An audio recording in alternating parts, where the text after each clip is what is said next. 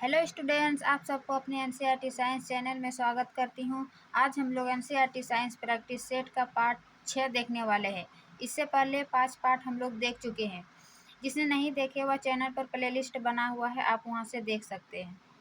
यह practice set किसी भी टीचिंग एग्ज़ाम की तैयारी कर रहे छात्र छात्राओं के लिए काफ़ी महत्वपूर्ण है। चलिए शुरू करते हैं आज की क्लास। इससे पिछले क्लास में हम लोग क्वेश्चन नंबर 20 तक देखे थे। आज क्वेश्चन 21 से देखेंगे। क्वेश्चन 21, जैसे मानवों में ध्वनि किसके द्वारा उत्पन्न होती है? मानव में ध्वनि किसके द्वारा उत्पन्न होती है? तो इसका आंसर हो जाएगा वाक्यंत्र या कंठ है।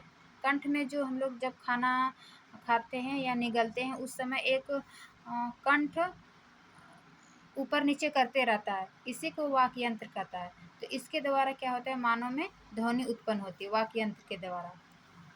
वाक्यंत्र के आसपास जो वाक तंतु पाया जाता है और यह वाक तंतु जब कंपित करती है तब ध्वनि उत्पन्न होता है। फिर निम्न में से कौन सही सुमेलित है?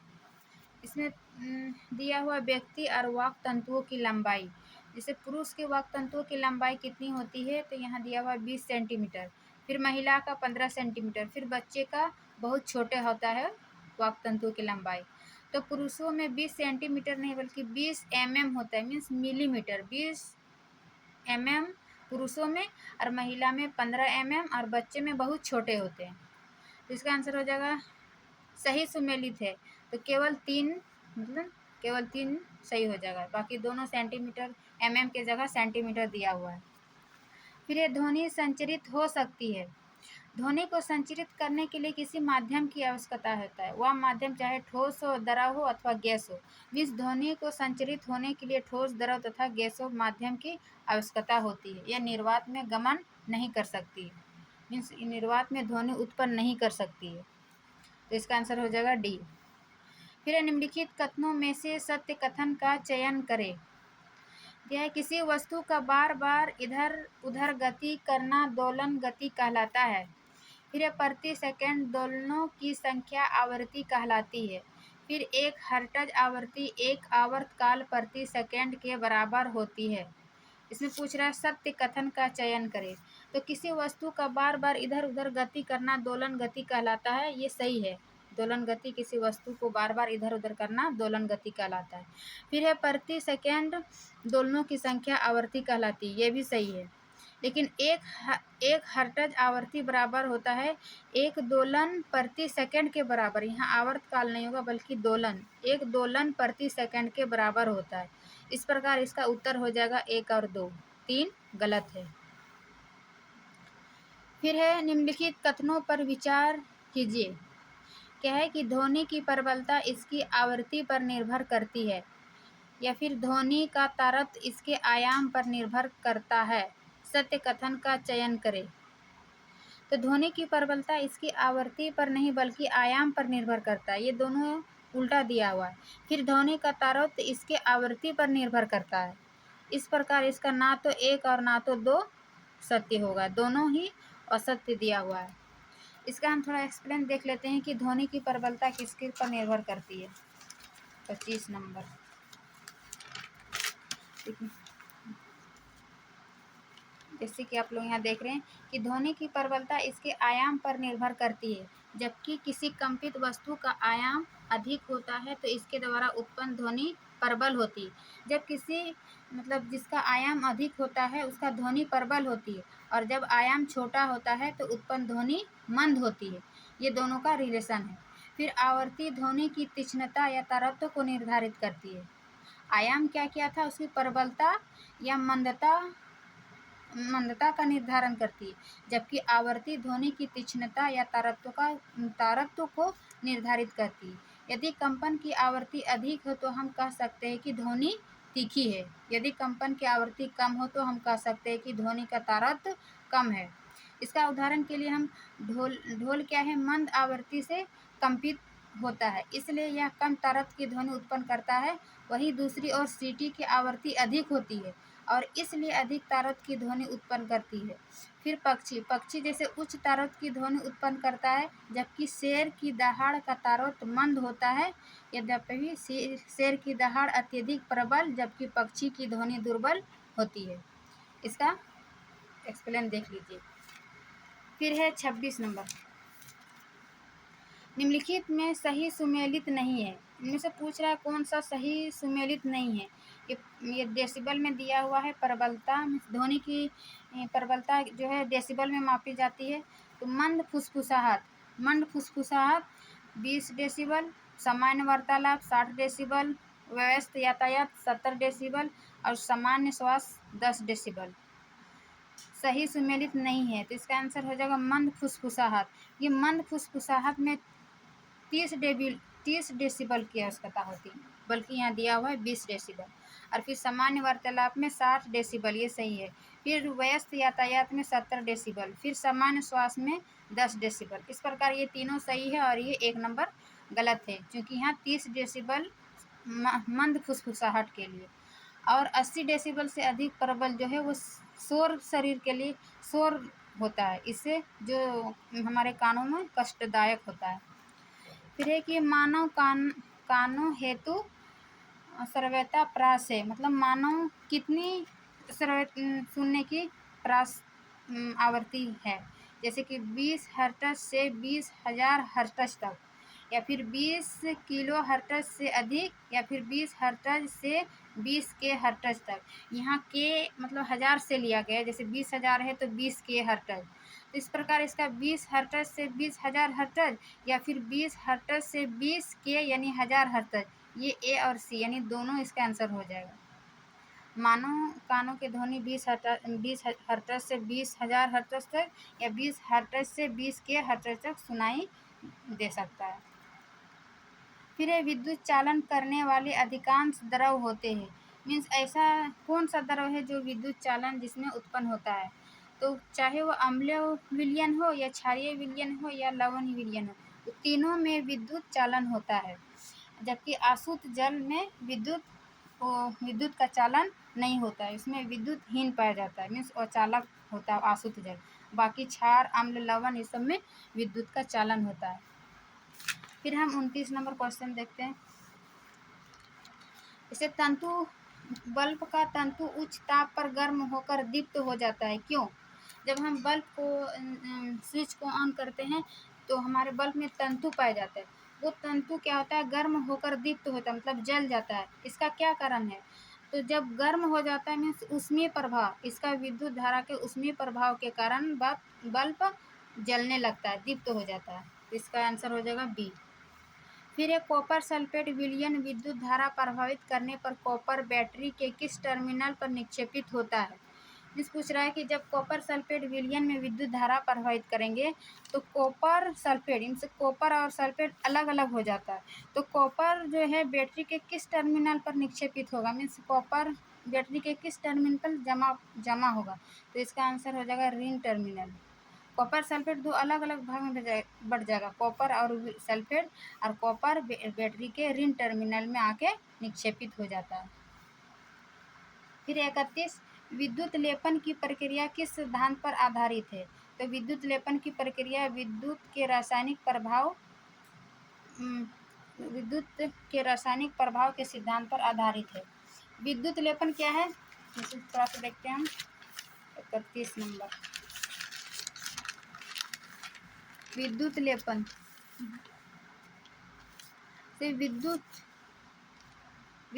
द्वारा किसी पदार्थ के किसी वांछित धातु की परत निक्षेपण करने की प्रक्रिया को विद्युत लेपन कहते हैं, और यह विद्युत धारा के रासायनिक प्रभाव के सिद्धांत पर कार्य करते हैं।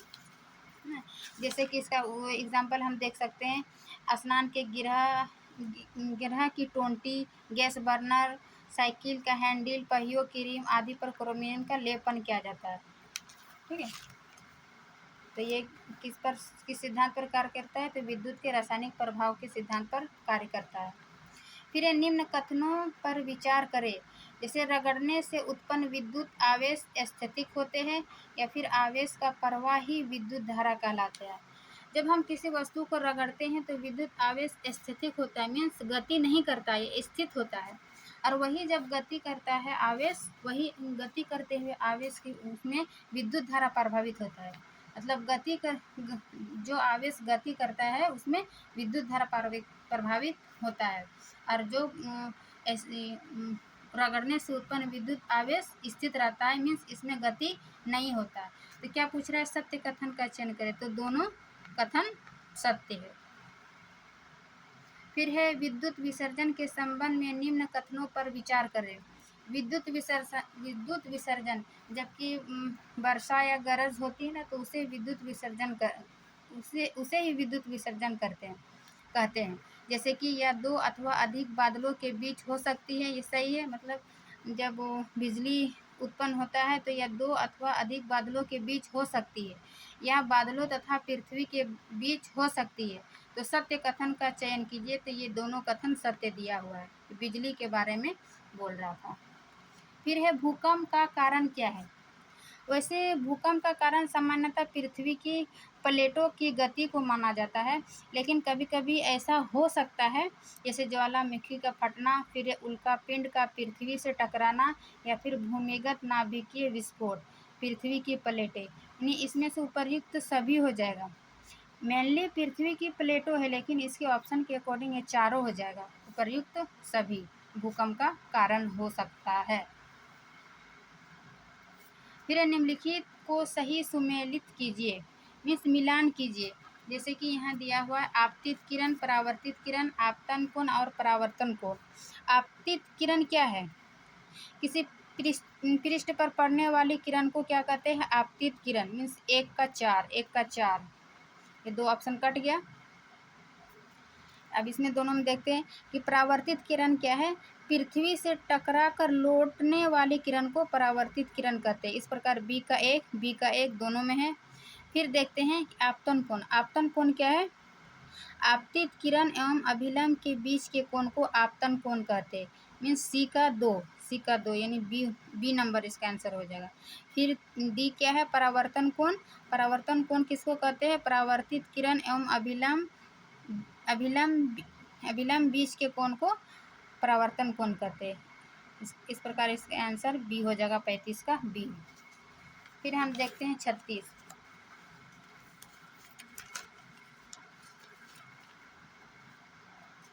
36 का क्या है कि समतल दर्पण से बना प्रतिबिंब होता है। मीन्स समतल दर्पण द्वारा कैसा प्रतिबिंब होता है, सीधा वस्तु के साइज के बराबर, या फिर पर्दे पर प्राप्त नहीं होता है, या फिर पार्श्व परिवर्तित होता है। इसमें से कूट दिया है क्या सही है। तो समतल दर्पण द्वारा प्रतिबिंब हम थोड़ा सा इसका दिखा देते हैं। जैसे कि समतल दर्पण द्वारा बने वस्तु के प्रतिबिंब के कुछ लक्षण इस प्रकार है। प्रतिबिंब सीधा बनता है, प्रतिबिंब के साइज वस्तु के साइज के बराबर होता है, और प्रतिबिंब दर्पण के पीछे उतनी ही दूरी पर दिखाई देती है जितनी दूरी पर वस्तु के दर्पण के सामने रखी होती है।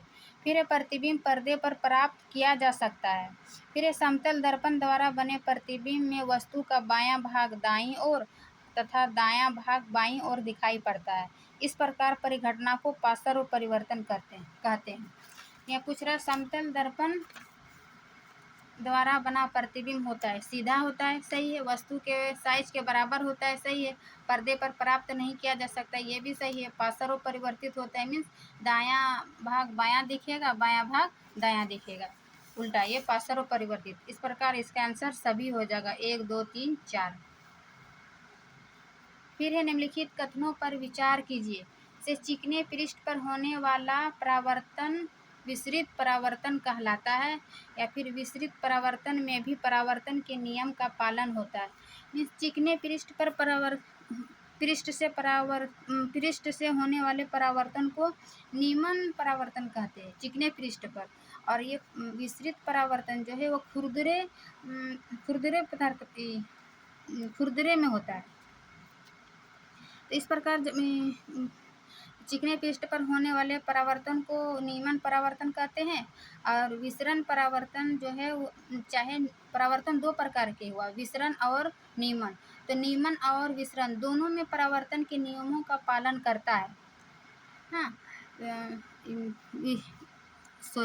विसरण परावर्तन क्या है कि जब किसी खुरदरे सतह पर पड़ता है तो उसकी प्रकाश की समांतर किरणें मतलब अलग अलग दिशाओं में फैल जाता है, तो उसे विसरित हो जाता है, मीन्स विसरित परावर्तन।